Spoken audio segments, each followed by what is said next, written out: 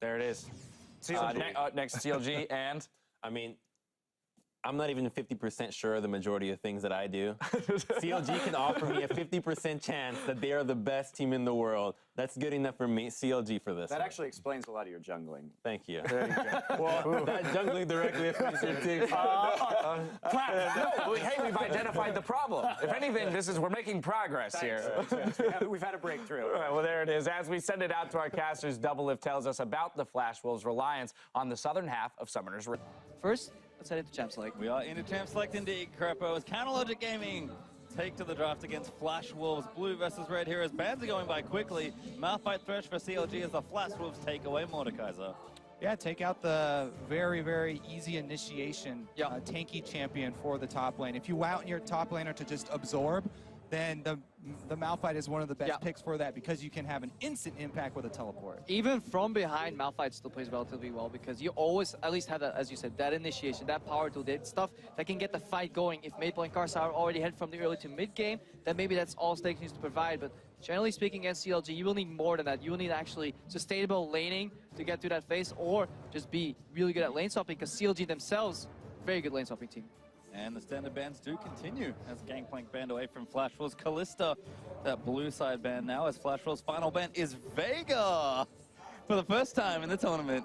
Fantastic ban in my opinion. I'm a big Veigar fan. Well, the thing with the Veigar ban is they left up Lulu, who throughout the entire boot camp we were talking about, and Lulu's not going to get through any games. Not so fantastic ban here from, from the You Flash changed Wolves. your tune, eh, Crepo?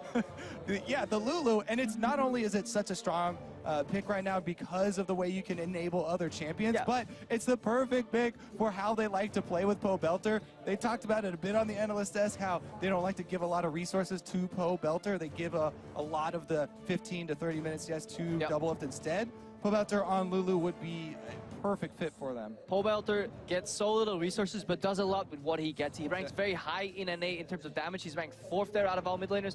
But in terms of what he does, in terms of farm share at that stages, he's maybe 14th, including all the sub mid laners coming in. So he barely gets any scraps, but he still performs and does a lot of damage in the fights. Just to hammer home that point and that stat that they mentioned on the analyst desk, talk about giving a lot of stuff to Doublelift.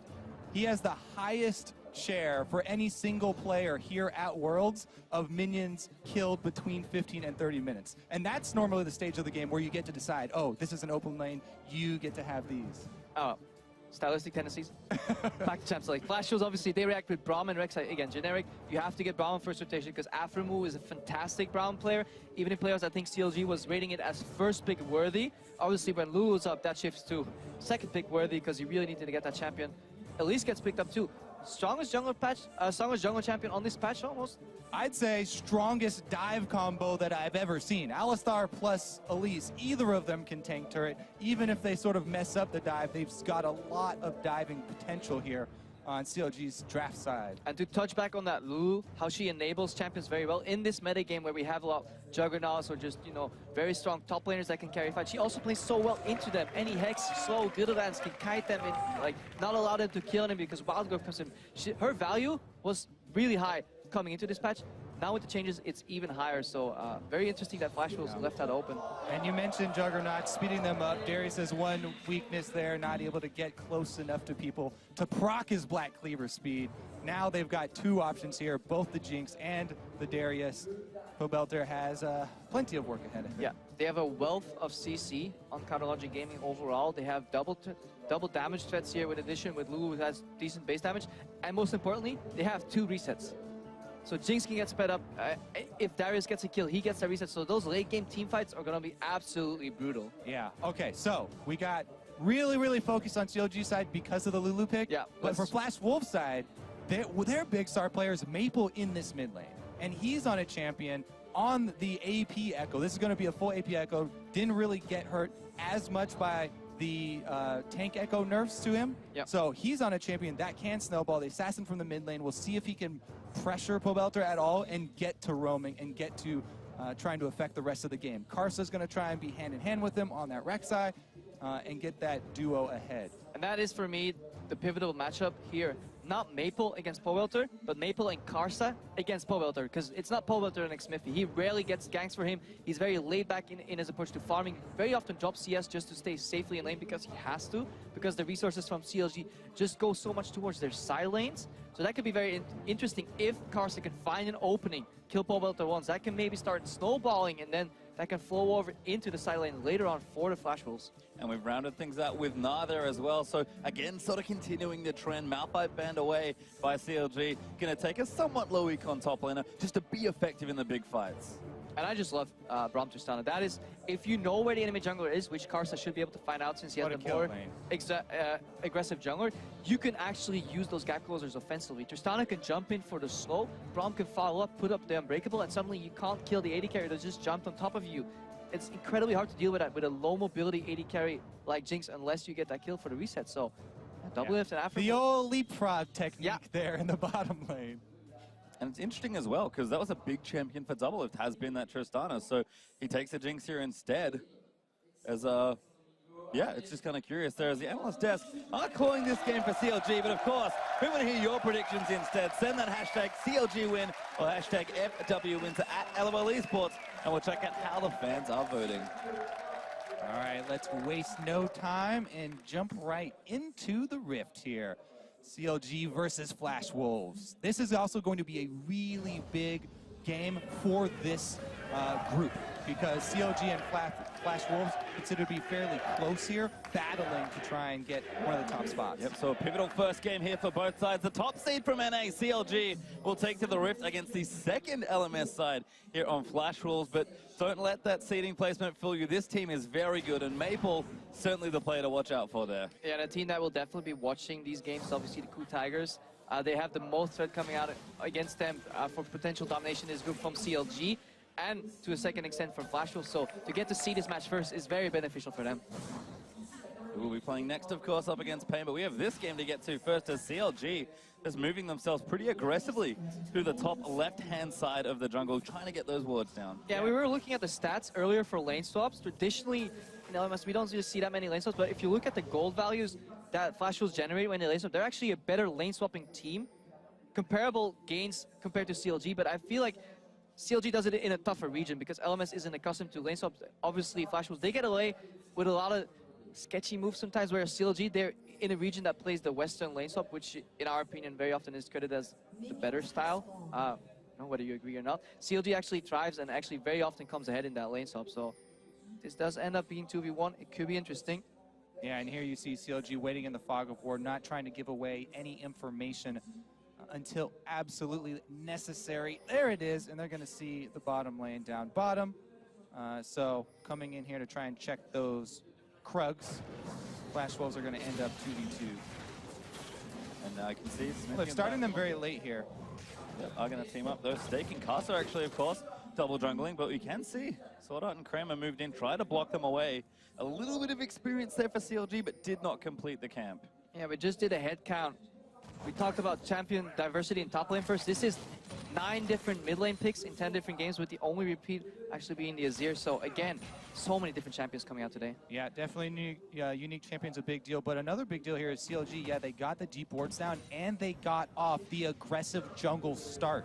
Smithy with Zion Spartan were able to take away the red from Flash Wolves in the opening to this game for the lane swap. So CLG already off to a good start. Talked about the experience they have with lane swaps. They got so many advantages through the normal season, through lane swaps, getting not only double lift ahead, but also Zion Spartan CS advantage for the early game. And that's actually really smart what they did. They moved in on the left side of the map where you traditionally see the map divided in half. Okay, we take the left side because we have this triple deep ward combo and we use that vision to secure at least 2 quadrants of the map. Then we do whatever we want. Standard Western lane swaps plays out. But CLG, they based. They faked that lane swap. Then they went back to say, okay, double lift and aftermoon, you have to move into the dark, but you're smart enough, you're good enough to handle that. In addition to that, you have then that aggressive jungle start that you just pointed out. And suddenly, CLG find themselves ahead in terms of map pressure already before the game's even started. Yeah, it's especially Double Lift and Aphromoo, who are the bottom lane, who are never afraid to go into any 2 versus 2 matchup, regardless of champion advantage or not, catching the Flash Wolves by surprise. Now, we talk about all these stylistic differences that we spent so long researching from these teams and collecting a lot of data on them, one of the biggest differences across regions was actually between these specific teams, Counter Logic Gaming and Flash Wolves. Looking at where early game kills occurred within the first 15 minutes. CLG actually had the least of any team as far as kills around the bottom jungle, which is generally just around the dragon area, and signifies a lot of fights around that dragon area. Only 9.6% of their kills on that bottom side, whereas Flash Wolves were 24.5% of their kills down there, where CLG much more top lane focused in their lane swaps, where Double Lift and Aframu and Smithy were getting kills up there. And obviously, Flash Wolves have done their research, as does CLG, so both know that these trends exist, both know that each other knows that the trend exists, so we may see some good old mind games here. Double Lift finally reaching level 2, and then Aframu may just skill heal here for some sustain, or get ready for a combo. We haven't seen him use the heal yet. Just gonna check what he got. Yeah, he's got plenty of sustain here, you know, with the relic, as well as the option to level up heal. But no summoner or no spells necessary for him to level up yet. So he hasn't skilled anything, so he can still go for WQ combo, or he can skill a heal if he needs to. That's actually very adaptive. Yeah, what he's waiting for right now is for Double Lift to take a bad trade. If Double Lift got hit there, then level up the heal so he can get the most out of his AoE heal both of them. Karsa.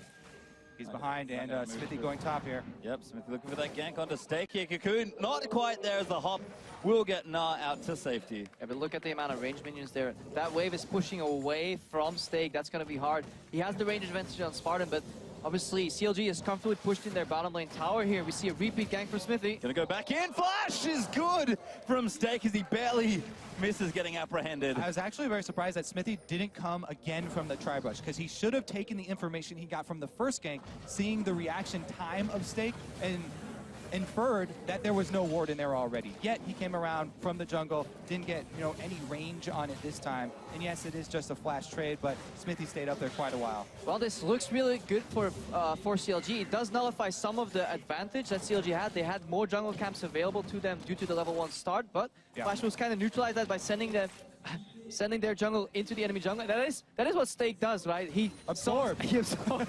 We often joke around it, but he is literally left alone on an island, and then the remaining part of the map has to be won by the Flash Wolves 4 against 4. Yeah, again though, so much focus on Smithy. He's going back a third time to pressure top, and they are really trying to earn Zion a lead. He's not on the ward, because you just go up the send here by the river. They know he doesn't have flash. Smithy should get close for this one first. Stake certainly hasn't seen him. Cocoon will land. Apprehend. He's going to follow through. Stake just enough to hop away. Bounce. And no summoners left to follow. That's 3 ganks in under 5 minutes. Minions spawn and meet at 2 minutes, so that's 1 gank per minute coming at Stake. Smithy, dismiss your spiders. They want the wave to be frozen there in front of Zion Spartan, so dismissing those spiders and getting them over to attack quicker. See a roam from Maple coming out. This is Flash was like doing, but Double Lift and Afro getting caught here. Yeah, good game sense actually. Maybe a call from Pobelter. You never know what's going on in the comms. Could have been a call, could have been game sense, but any time they back up like that, Maple actually has to go right back to mid lane so he doesn't lose out on too many minions. Karsa did have a pretty good recovery, by the way. You mentioned going for that counter jungle, seeing Smithy up top. At least the Flash Wolves were able to get Karsa back on track at the expense of Stake. Yes, there is a huge CS discrepancy, but Karsa was able to get his red at least. Yeah. Or steal the red. Might look to have a gank in the mid lane here as Maple having a bit of trouble here against Lulu. Good glitter lance there from Pobelter. But yeah, that roam cost him tempo and pressure, and now Pobelter, he can just push out that lane. He's still on a lot of resources here, so if Maple is down, Karsa, we praised him for his jungling and his aggressive jungle, but he really hasn't found an opening just yet because CLG made his path very predictable. Because Zion was spending so much time in the top lane where he started, it kind of forced Maple to take that path from top right to bottom right, and then base, and then try and help Stake somehow. So he's trying to stay afloat, but he's not really finding any openings right now. Yeah, one of the best parts of CLG's early game and of their lane swaps is how they disseminate as little information as possible in the early game. And it keeps Flash Wolves guessing for the early stages and makes you have to react very quickly as a jungler, make very quick decisions. Now, after so much pressure top, Looks like Karsa's going to even the odds. I mean, Zion Spartan did use his flash earlier, so this, it kind of has to work almost, because look at that CS discrepancy right there. 26 to 47. Zion Spartan doubling stakes farm already. And Karsa is looking for something here, but he hasn't quite picked the angles. Zion Spartan is a little far forward in the lane. Ulti's ready for stake. He's going to go in for it. Karsa finds the knock-up. Good wall up there as well. Can they combo it all the way? There's the ulti out from Nah. And a wonderful CC train is maybe just going to get first blood. Yes, it is. Karsa takes it. Poor Stake, he gets skanked 3 times on a no-flash target. Doesn't even get the kill. He's going as well, I'm going to flash, take that gold, and bring it to bot lane, guys. Hey, Karsa earned that money. He came back after Stake had blown so much, and CLG had spent everything trying to keep him down. Flash Wolves get the first blood. They're ahead in gold now. That almost has to be an error in communication, though. Like a flashless target stuck in the brush, zone by 2 guys. You don't want to use your flash aggressively there if you're Karsa, especially when you can get Stake rolling and get him a kill. So hopefully he can stop bleeding out CS in the top lane. But let's see what Karsa does with this. Perhaps he just has a really aggressive Rek'Sai build plan to start becoming a split pusher later. I never sympathize with top laners, I'm sorry. I'm glad you're here to tell their story. Tell who the jungler of the group is, as Karsa does take his red buff. He'll head back home to spend that juicy first blood money. Po Belter hanging out in mid lane, got his chalice already going. As bottom side now double lift. BF sword up, but Tristana does have the same as Po Belter. Gonna get himself the blue buff. Oh, we saw some aggression in the top lane. Look at the deep vision the Flash Wolves have acquired in CLG's red jungle. Those are triple ward, very deep here. Afro getting zoned out, pink ward getting cleared. Both AD carries have a BF sword, so things can get explosive very quickly, especially with the deep vision they have acquired. That's Smithy now going to clear out the scuttlecraft. Karsa wants to fight him for it. So, yeah, Karsa was underground, didn't see the low health crab there, or else he would have shot the Prey Seeker and stolen it. The one small disadvantage there of Rek'Sai. Yes, you get your tremor sense, but can't see the crab scuttling away, and free gold goes down the drain. Blood lot of gold as well. Older Scuttler as X-Smithy will clear this Raptor camp out for himself. He's level 6, actually, going for that Rune Glaive, the item we've seen so many times out of Elise, ever since sort of the changes moved through, as Maple going to get his blue buff now as well. A very generous donation from Karsa. So Stake's happy to see this because he knows exactly where Smithy is. He got an assist, he's playing as Darius, so he can use his range advantage, and he's closing the gap in CS, or at least keeping the absolute number even, so as time goes out, relatively becomes a lot easier to deal with. CLG pushed in the bottom too, so Flash Wolves are playing with a lot of information. Yeah, it was actually, that's so smart for Flash Wolves when Smithy's obviously camping up top and Stake is spending that time, you know, trying to evade all of these attacks. Absorbing. Yeah, and he did it well. He was able to evade all of the ganks, but they spent it wisely. Yes, they counter jungle. They were able to take away the red buff. They got deep vision down, which they can now use to take this dragon. They can see any sort of approach from CLG, and Karsa's going to be able to get an objective for his team as well. Yeah, Maple's zoning mid lane away with Fog of War because he hides in that burst, so Pobelter can't face check because Double Lift and Aftermoon have been continuously pushed in the bot lane. In combination with that deep vision, again, it gives the entire bot lane, bottom jungle, 2 Flash Wolves in both pressure and vision that manifests in a dragon, which they love doing that. So it doesn't seem they're changing up their playstyle, their trends. They want to go for those early 5 dragons. It's a smart little play there to get the dragon as Maple goes in. X-Smithy forced to repel up. The Pobelter here is here in reserve. The Cocoon Wall length. Little Lens is good. Damage not going to be followed in. Yeah, you have to be very careful about fully committing to that kill on Echo, obviously because of the ult, and he could burst Smithy down afterwards. So just trying to chuck him out and then retreat. Pobelter able to pull off the evacuation. Done a good job in this lane as well. 10 CS ahead there. And Double Lift also having a good game. 25 CS ahead. Because the Afro zoning Kramer away. The rocket jump cancelled. As Double Lift is going to look for the zap, and the flash will get forced out. Good punish on the roam right there. They see Sword Art, leave the lane, immediately go aggressive, and they get a summoner for their troubles. Also hard to land that combo. Alistair's W got slowed down. Many very proficient supports do fail. Okay, I'm joking. I'm the only one. Prepo. No, but yeah, good cancel there. Kramer had more time to flash, get out of there, but yeah, decides to use a jump. Very risky. Has to burn his flash. And in general, the pressure starting to mount here for CLG. There's not much of a gold lead here, only 300 or 200 up for CLG, but they're continuing to push their lanes and apply pressure. Smithy's found himself on top of a ward. His sweeper is off cooldown as well, and he has a pink ward in inventory here. Carson will be able to dodge it as a result. Zion Spartan, though, so I'm proxying earlier on, going to try and take the big Krug here as well. So much topside pressure. Yeah, but look at Pobelter. He's moving in as well. He's just adding just more aggression to that 2v2. I think they're already stronger here. Zion Spartan and Xmithy against Steak and Karsa, but then with the potential roam from Pobelter, just so much pressure, so much zoning, and again, Steak's forced to, max range CS, so no pressure at all coming out of him. Honestly, though, all props to Steak, because obviously it's a combination of Steak being able to avoid the ganks, but also he's gotten really good at that. And also Smithy, not optimally pulling them off, but he's done very well for himself up here, only being down, 15 or so. And here comes Karsa once again.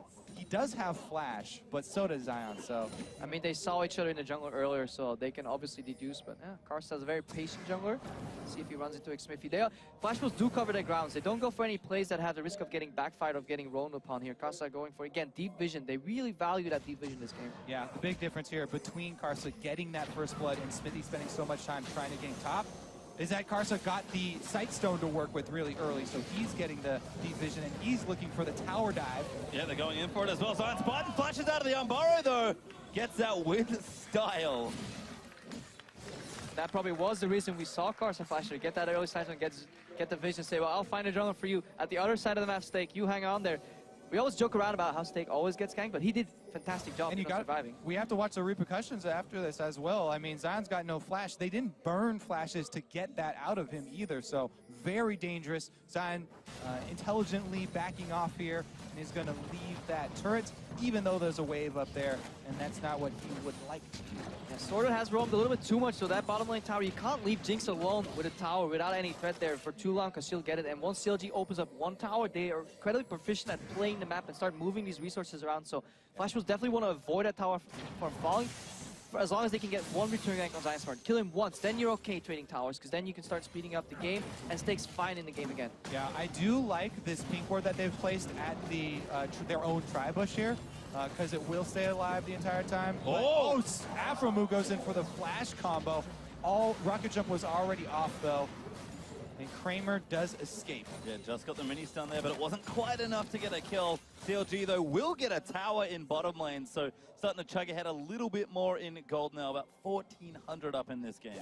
CLG take a tower here, and 1 minute, 50 seconds to drag. Let's see how Flash Wolves are going to approach this next minute. Are they actually going to contest that? They're going to do their signature playstyle where they really want to fight for these dragons, get these kills. They have some good skirmishing available, and obviously they have a really good team fighting support in that Braum. Yeah, plus, Steak has actually been able to complete his Black Cleaver already on the Gnar, so he's ready to join the team fight if he can build up his Rage Bar.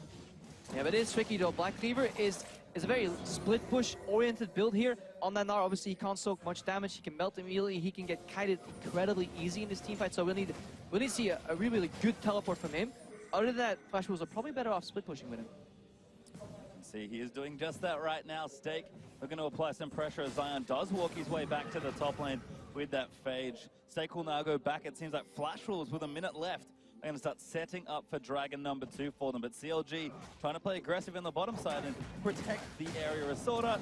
Going to get the Winter's Bite down, fighting over pink wards. They'll all go down. Yeah, Maple showing himself, though, means you can't commit to that fight, and you'll let him get away with it.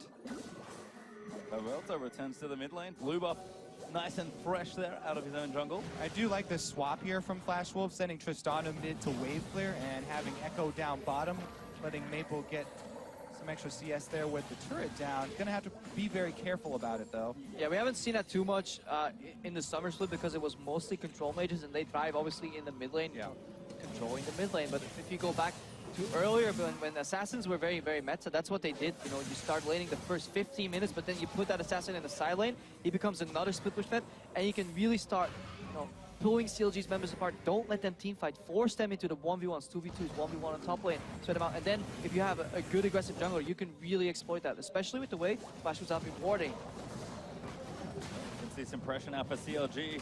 Trying to open up the map a bit. Dragon is back, but Pobelter and Xmithy, his Cocoon will land. Damage is good there with the AP out of the Runeglaive, but CLG can't quite knock the turret down yet. And now that the laning phase has kind of ended and people are moving around the map a lot more, this is where Flash Wolves has failed in the past when they started Kramer because there were communication issues. Steak for a 1v1 here on Zion Spartan. Yep, Zion does get slowed though. Steak and now follow it in. have to be careful, like you mentioned already. Darius is very easy to kite. As CLG are going to look around, try and get aggressive. They do really want to open up the map so they can secure that dragon, but the vision battle is the big one here. Yep, this time it's Sword Out who goes in deep, and he's placed an extra ward behind to see anyone coming, gets inside of the queue. Oh, ulti out though from Stake. Zion's going to get stunned up. Glacial Fissure out as well. And it's so much CC as Sword Out collects it. More revenge for Stake here. He's got a team as well. He paid his dues. He soaked all the early ganks, and now everyone's coming up to help gank Zion. We started talking about these stylistic differences. One team very oriented on top lane, getting those skills there, and one team very oriented around that vision control and dragon, but this game completely swapped around for that second dragon there. CLG's lineup is incredibly strong if they get vision control, because it's so hard to face check into them, especially when you play like these assassins and skirmishers. So Flash was with a good read on the game to send their support top lane again for the CC combo dive. Yeah, the front line doing well is actually really important too, because both of these teams have reset AD carries. So the team fights are going to be very snowbally when one member of the front line does go down. Well, you can see Flash Wolves did get the kill, but did lose a dragon as CLG were able to collect their first. Infinity Edge, though, now completed for Double Lift. Had the Everest Blade ticking away, but it is a big burst in power for the CLG AD carry. Now Flash Wolves going to keep themselves moving down. They're going to group up and try and knock down a turret. It's one apiece so far, but they might be able to take the early turret This lead. is where I really like Braum as well for sieging, because you can see there he blocks so much of the wave clear. Now they're going to go aggressive on Afro, and they actually get his ultimate out. Yeah, they popped it, but they can't follow in. Double Lift does get a slow. Will CLG look for the re-engage? Zion holds onto his port. They'll save it for now. Yeah, that was an incredibly good unbreakable there from Sword Art, just stopping that wave clear here. Stake, don't feel the hop. Oh, he's got to pick the right spot. Does find it as Zion's roaming down, but he's spotted by a ward. Now CLG's turn to group in mid and try and knock down a turret, but the W out there from Maple going to get a bit aggressive onto Xmithy. They'll follow it in. Afromu, he's dived straight through there as the repel has been used. Xmithy forced to flash out. The chompers are good. This is a bad fight for CLG. Stake goes in. Scoops them. Zion's button though, not enough as Afro. No, ulti has to back away from the fight as well, and it's just Chaos the ulti blocked by Casa. That was a very, very bold re-engage from Stake. Yeah, they used a lot of cooldowns, but it was so hard. He was so far in front of his team, and he is not that tanky yet. Remember, he's building Black Cleaver. Yeah, he was trying to throw the reset over to Kramer because they knew Afromu didn't have his ultimate steal. Now Zion has to use his flash defensively as well, and Stake comes back in with the teleport. I'm really liking Suarez's Braum play here overall, just the way he's positioning in these fights. Earlier, when his teammates got caught, he soaked up a lot of damage there. If he wasn't in place with that Unbreakable, that could have been multiple resets and the tower for CLG, so keep your eyes on Sword Art in these fights. Yeah, the number one thing I look for with good Braum play is offensive use of the Unbreakable, trying to get it up very early to get your team in front and get good positioning, because then it'll come off cooldown later.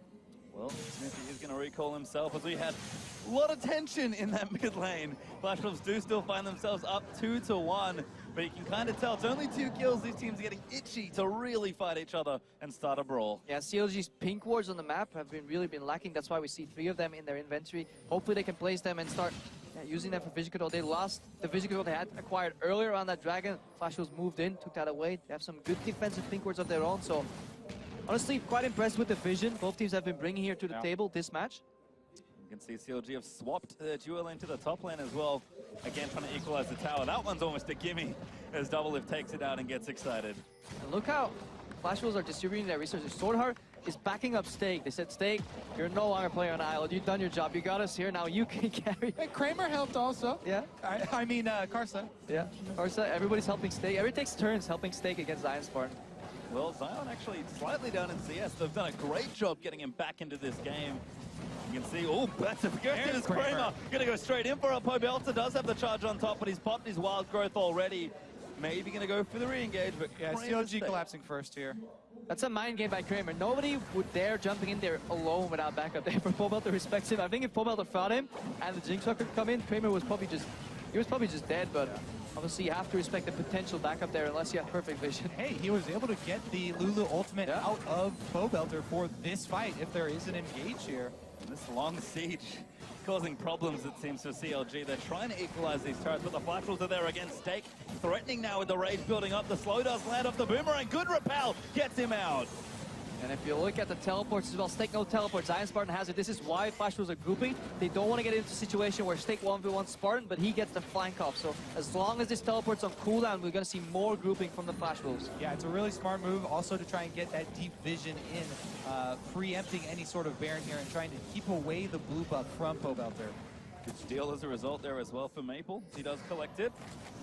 Dragon up in a minute here. Baron is alive. Both teams with fairly good Baron damage, so is a consideration in the next few minutes. And they're only getting stronger. It's been a fairly close game, honestly. 200 gold ahead, if that. Up for the Flash with the CLG. Are going to finally get the mid lane turret. They keep on knocking, and they're finally able to take this one down. Zion also has been able to shove the wave all the way to the turret. So CLG trying to pressure 2 points at once. They're able to complete their objective. And they not only take the turret, but also destroy a cannon to the minion. Turret. Taking advantage of that teleport advantage. Destroy a lot of things. As well.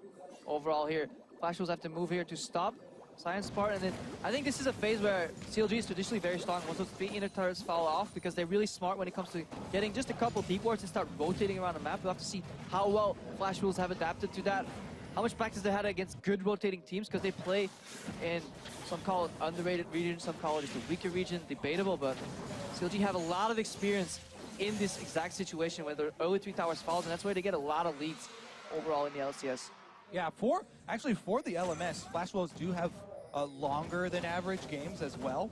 So they have also had experience in the longer ones. We'll see if the mid game here tells a different story. No kills so far for CLG in the entire game. So yeah, we see some items completed. We have Face and Amount completed here on Aftermove. That means he's going to be building Zeke's next. And if he gets that again, we've talked about it before, how strong that item is on Double Lift. We have essentially a Jugger Jinx composition that you're running here with Zeke's combined, that Double Lift will be able to solo carry this game if it goes late. Talk 40 minutes, 45 minutes into the game. And Dragon gets taken by Flash Wolves on the other side. CLG cannot use those big items to try and force a fight. Strong objective control there from the Flash Wolves to collect their second. And it's been a real battle between these two teams. The gold leaders sprung back and forth in very small increments. And so, like we've sort of been hinting at, feels like we're building up to a very bloody and explosive mid-game. We just see very mirrored item builds. Support's building the same thing, top lane's building the same thing. The only thing different here is the mid lane. CLG, a little early on that Baron. Yeah, unfortunate ward there. The nooks and crannies of the Baron pit are... Gotta sweep that. Gotta place that pink ward slightly more forward. That is very close, but sadly not seen. Double Lift and Afro are going to go back. Double Lift sees some farm, does want to collect it. Not as good a bluff then perhaps as Flash Wolves aren't done. They're going to shove down mid here. Yeah, speaking of bluffs though, CLG, they're actually continuing to shove up top with Double Lift and Afro, but keeping pressure while just using wave clear of the Lulu in the mid lane. Meanwhile, Zion's looking for his 1v1 now.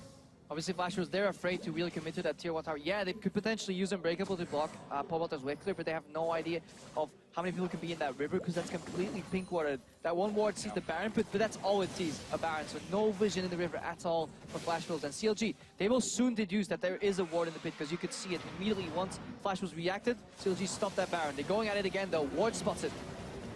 Well, it has started, but they haven't seen the ward just yet. They are going to maybe just try and zerg it down. You can see up. Anyway, it just re-emphasizes that this is the Jinx composition, and you need to get, and it puts a lot more pressure on Double Lift to be able to evade the AoE from Stake, from Maple. Just Maple in that team fight. Maple is going to be so hard to deal with, because yeah, you can throw your traps out, but if you zone him out once, he can always come back with the ulti, and he only needs a couple of spells to one-shot you, because AP mid Echo now that the scaling has been just up on that AP damage, less base damage, does a lot of damage. Afro has been a good bodyguard for Double Lift for a very long time, so they'll be looking for him to get some good headbutts in. Flash Wolves learned from CLG's mistake. They placed the pink ward even deeper in the pit. They really want to see everything going on here. But yeah, the Dragon Dance has slowly been replaced by a Baron Dance.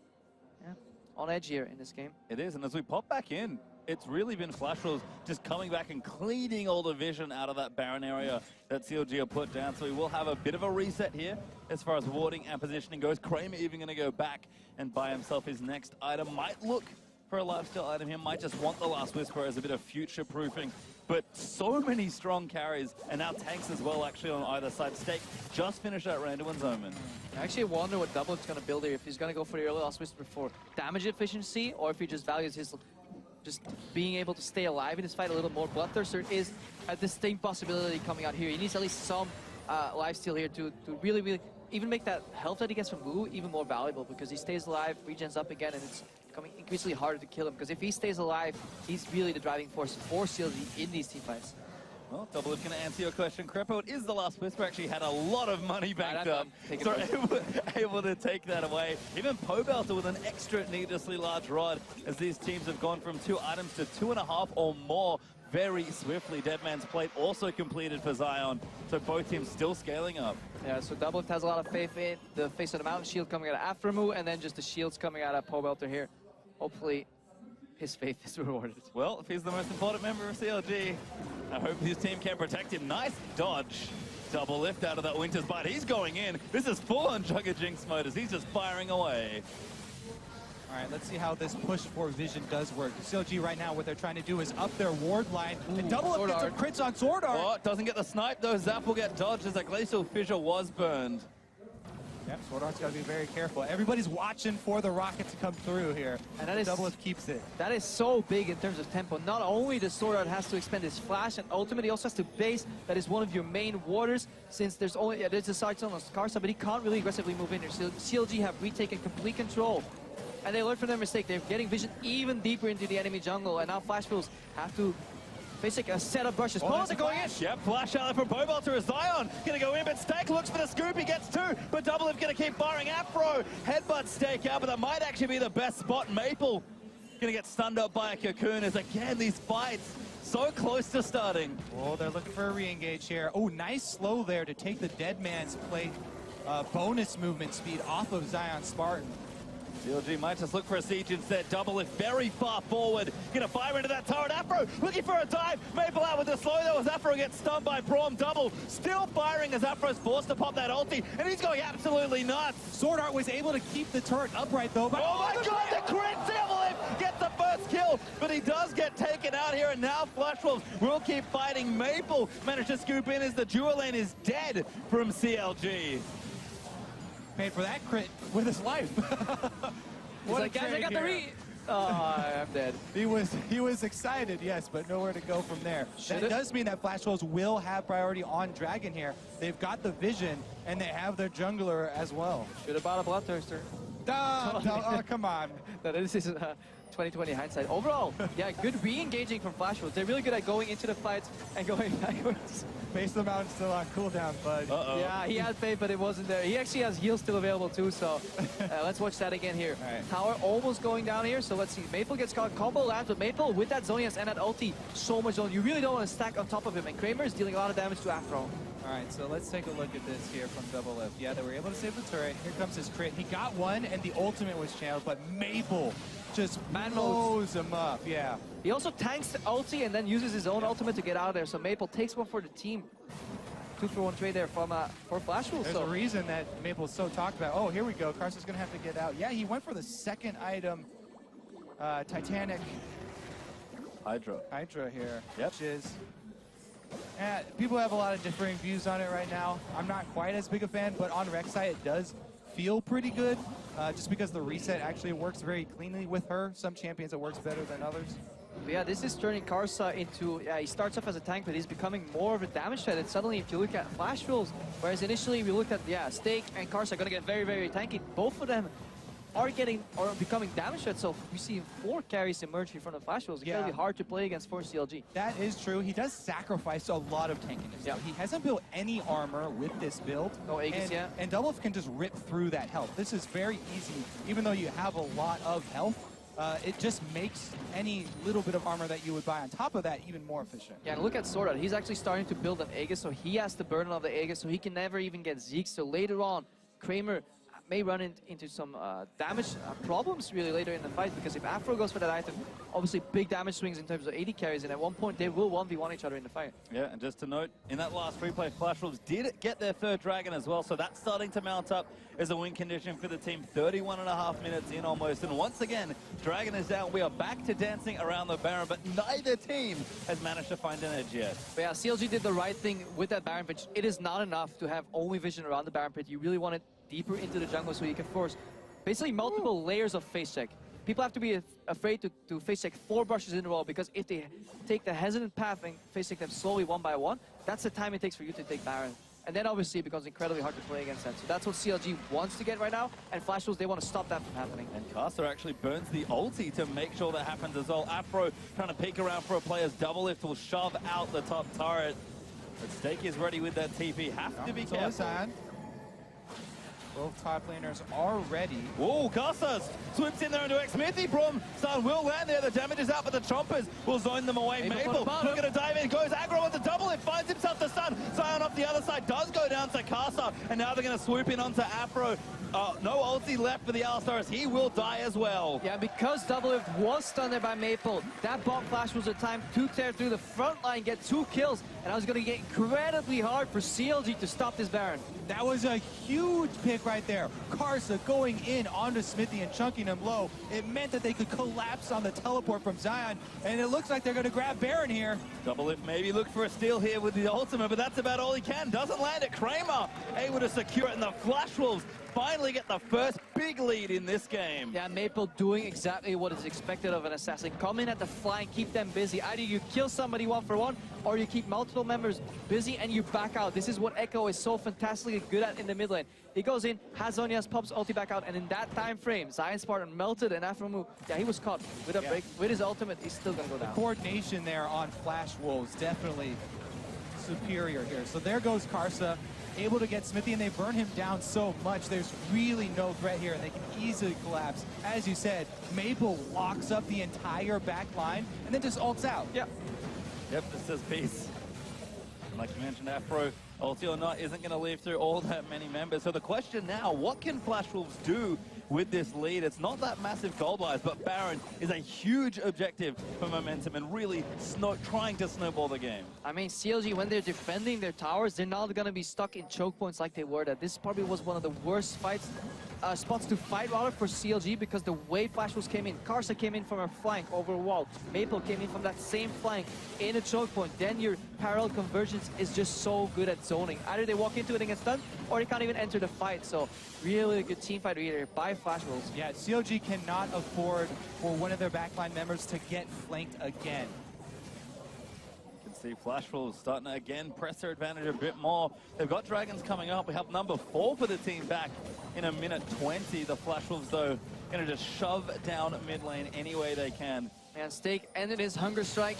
As Himara Cannon said it, he now finished Thornmail. So he starts off as this split pusher DPS, but then he becomes an unkillable tank, and again, he's like hybrid damage step and tank, but it's incredibly hard to focus him down with that Thornmail. 1 tower falls, 2 towers fall, combo comes in. Yeah, Afro looking for it, but he gets stunned up. The tower will fall. Ulti out from Brom's going to zone them away. Caster going to try and dive back in, but Zion able to keep them out. Maple can't quite find his way through, but they're just going to keep going. Flash Wolves, it's all brute force right now. Double Lift trying to chase them off. Look at that ghost railing though. Maple's ready to go back in. Yeah, Double wants it. Does get the slow into Sword Art. Kramer going to take the Raptors on the exit out here. They know Dragon's up soon. They want to be in position for it.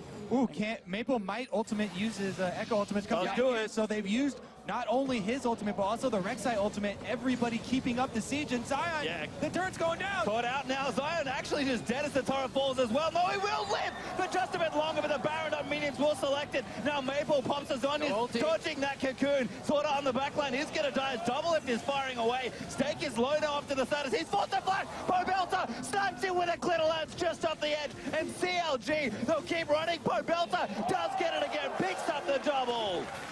Scratch that. Pobelta, most important player on CLG here. He's able to get the double kill for themselves, and Double Lift thinking about face checking, able to get the choppers down first. If those traps were any farther in that brush, they would have connected here on Kramer. good move by CLG. They fought the pressure. They realized, or perhaps not even realized, that the ulti was used on Echo, and that honestly was a very greedy move here by Maple, because he really needed that ulti to get back out of the fight. Once CLG gets one kill, the resets come in, Pobelter picks up two, and most importantly, they get the dragon. Yep, denying that fourth dragon and kind of relinquishing the threat of the fifth for a bit longer is important here for CLG, but it has been a scrappy game, as we are going to have a replay. All right, so here goes the tower dive. It actually had only 2 hits left on it for Kramer there. He's able to take it out. So much used on Zion, though. Maple went all in. There's the exhaust. Exhaust comes out. Maple, he's now stuck, so he has to get out. He can't even go aggressively anymore. Stake has to disengage. And in this position, Flash Wolves have a very hard time winning the fight. If Maple had ulti, yeah, he could zone, but double lift, so much damage. Pobelter flashes aggressively. Right. Target the Krugs on your way out, and good move. We see Karsa here. Yeah. Who's fighting who? I don't know. Ulti is not going to connect. Sword Art blocks it. Kasa flashes. Does not want to get caught. CLG almost find themselves a pick. Double Lift starting to get crazy strong. Yeah, Afromu actually gave him a little bump over closer to safety there. Unfortunate. It's really hard nowadays, Alistar. Yeah, Even after I move. did again. Okay, there you go, Crampo. You've been having your troubles, I know. I actually had to play on North America from over here in Europe, and I could pull it off, okay? So I don't want to hear your I excuses. saw that game. You were 0-3 at 10 minutes, dude. True enough. All right, here, though. Afromu going to look to turn his 0-3 around. Looks like he will go for the Zeeks. It's going to be a long time coming, though, because he did upgrade his Sight Stone first. I mean, we're looking at the next Baron spawn to really be the match that lights the explosion. That's going to be the big fight here. Both AD carries approaching 4. Double Lift even has a QSS, so that's big. He can deny one of these crowd control effects. So if parallel convergence comes out, he no longer has to be scared to walk into it. He still has to be scared of the damage coming out of Echo, but at least that zoning tool is less efficient, less effective for the Flash Wolves. Let's see if they change their strategy in the fight around that. And I think we expected maybe a closer game here, and that's what we've gotten here, but a longer game as well. 10 minutes more on average than the games currently at Worlds so far.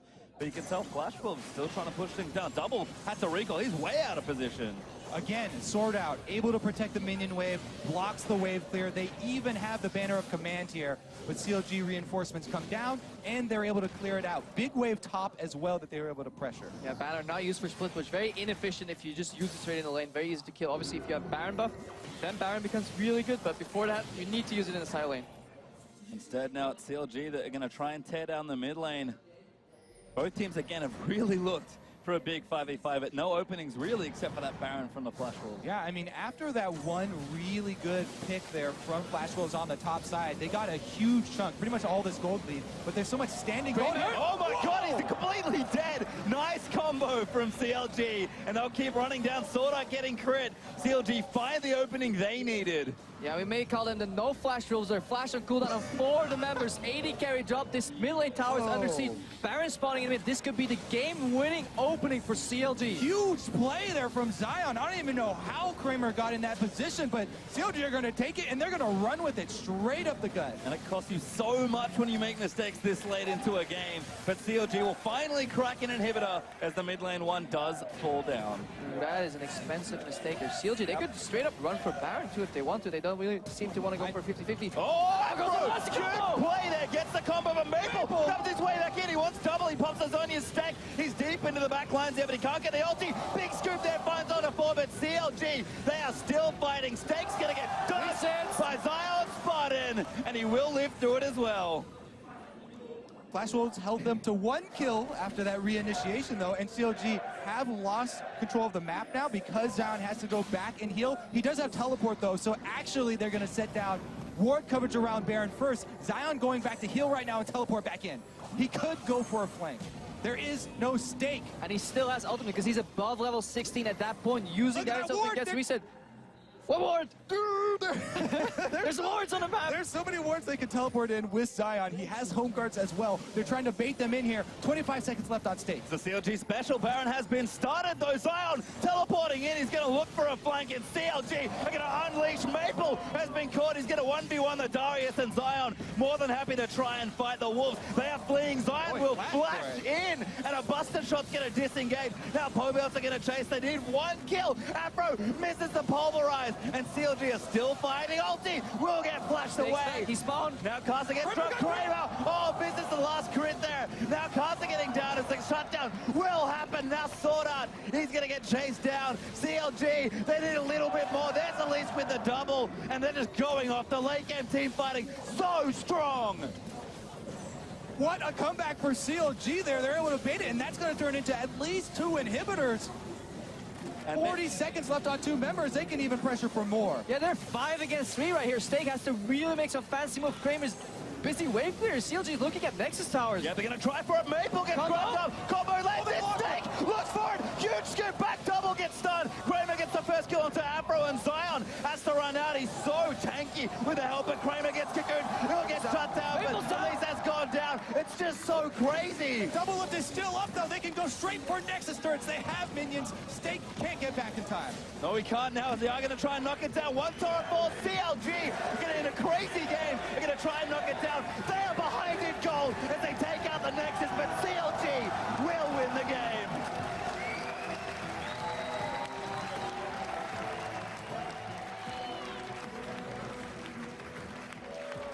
What a comeback right there for CLG.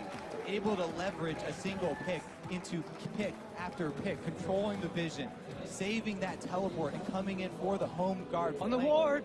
On the ward right there. Well, I saw it coming. Oh, but yeah, it was a huge comeback, and this was such a close game. This is honestly what we were expecting from this matchup between Flash Wolves and CLG. Neither team disappointed. Stake was able to have a really good comeback from that early stages of the game, and Flash Wolves honestly played really well up until the end stages. Yeah, but in the last 3 minutes or so, Flash Wolves only had 20 seconds with all 5 members alive. CLG managed to find 1 pick, back off 1 more pick, kill somebody. Yeah, it wasn't clean. Some combos were missed, but it doesn't matter. Like relentless aggression coming out of the CLG there, and eventually Flash Wolves, they re-engaged. They got a little overconfident once they got some damage down, and yeah, once that cocoon from McSmith connected on Kramer, again, really big. They subbed out their AD carry, put in Kramer instead, and Ooh. he got caught a couple of times over the game. Yeah, we never got to see the replay. I'm not exactly sure. Smithy probably just came up with he cocooned him. max range. Yeah. Kramer walked into it. Flash Wolves got overconfident once they traded some damage efficiently.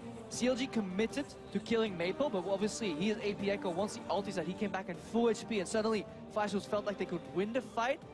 But then their AD carry walked into a well-placed cocoon by Smithy, and that was really the game turner. What was honestly impressive was the decisive way with which CLG took that small advantage and were able to turn it into so much more for the team. They had to take that opening. Yeah, this game felt incredibly, action-packed, but the end score was only 10 kills on each side. So it doesn't feel to me that this game was only 10 kills, because there were so many re-engages, peeling, combos, saving each other. Sword Art, fantastic bomb performance, showing why this is probably the best support pick you can get here. Alistar close second, but obviously much harder to pull off, and just less, tools in your kit.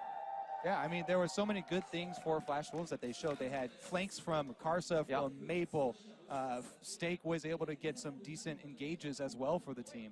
I think in general, both teams just showed so much here. It's no surprise that at the World Championships, we did have a couple of maybe one-sided games here and there, but the longest game we've had, almost 42 minutes, and we saw so much from both these teams. Yeah, and going back to the pregame, we talked about how Pobelter was under pressure from not only Maple, but also Karsa. He ended the game 3-0-7. That he's involved in every single kill that CLG produced, while giving up no deaths at all. He farmed well, he did his job protecting Double Lift, even snapped a couple of kills here and there, so he didn't crumble, and he was the rock CLG needed to lean on, so he did fantastic. If Pobelter didn't get those kills, nobody was going to get them. Yeah, snapped them, claimed them. Double Lift unfortunately cannot get all the kills, but a nail-biting game for both teams. We expected it to be close here, as those are some signs out in the audience.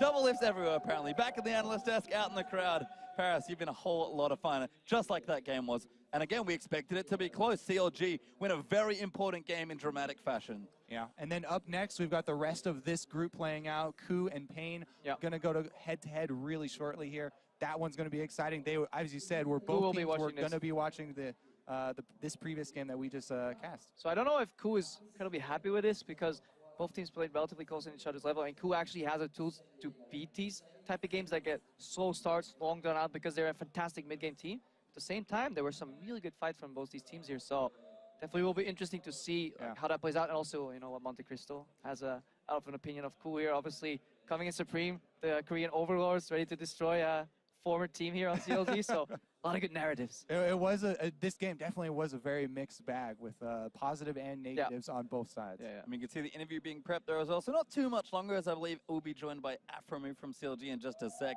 But I feel like both teams had to use almost every weapon they had to kind of get to that point in the game, and CLG showing that it's not just good early game and good laning, but excellent late game team fighting. The trust that they've built, the synergy they've built really shows. I think you can learn a lot from this early game overall, because the way CLG, they faked the lane swap, kind of. They said, hey, we're going into this lane swap, dividing the map in half. Then they really late invaded to the Crux, and then the entire stake narrative happened out, but I think Shox is ready, so. She certainly is. Let's go down to Shox in interview land for a word with CLG's Rush Hour bottom lane. Thank you, guys. I'm here with the Rush Hour bottom lane, Afromu and Doublelift after winning over the Flash Wolves. Now, when you guys walked on the stage, I said, whew, that was close. And you guys immediately went, no, it wasn't. So care to elaborate? Because it looked close to me, Doublelift. Yeah, go ahead, Peter. I was joking. Okay. That was a really close game. I think we ended it, and the score was still 10-10. Yeah. So we were losing for most of the game. So especially in that early game, which you guys are usually quite good at, so what do you think you guys could have done better to react to the Flash Wolves in the early game? I think it was a little bit of miscommunication on where Rek'Sai was, and we had an unfortunate mishap there. So our game plan started to falter because of that. So it happens, but we've shown that we can come back with the deficit. Yeah, you can, so that's also a good lesson to learn here in the first game. Tell me, though, what happens then in your mind, because you have a favorable draw, as everyone says, for your group. You have the faith. You are coming out of NA as the first seed, and then you end up in a game like this. Does your mind start to wonder, Doublelift? Actually, I was really confident the whole game because we were just completely destroying them bot lane. I think at some point I was like 100 CS up, so I knew that even though we were behind as a team, we have a really good team comp. Like Lulu Jinx is just extremely strong mid-late game, and we pulled it through. Do you feel maybe his cardboard cutout would have done better, or was it fine as it was? Oh, no, no, no. I love the real thing. Well, fantastic start here for you guys. As you've seen some of the games here and the meta and the way you've played in this game, we know that you guys are super confident. We've heard that in the interviews coming into this tournament. Can you elaborate a little bit where that comes from? And Doublelift, we know you're always confident, but it's a different thing to say, we have what it takes to win the whole thing. Yeah, you go first, Ben. Oh, well, it's for you now. All right. Well, I don't know. I'm always confident because if you go in with like a loser's mentality, like, oh, we might not win, then I've had that happen to me before in my career, and it's really not good. Like for your team mentality and also just like how much effort you're putting in to the game, I want to make sure that we're all like 100% focused in the game. So I don't know. I just feel like this is the best roster I've ever played with, and it just goes to show Zion can have a bad game, and in the end, we can just pick it up. Finally, Afromu, anything to add to that? No. No? No. In unison. That's how it's supposed to be. Well, congratulations. Thank you guys very much, Doublelift and Afromu. And as for us, we're going to break down the game a bit further over at the desk.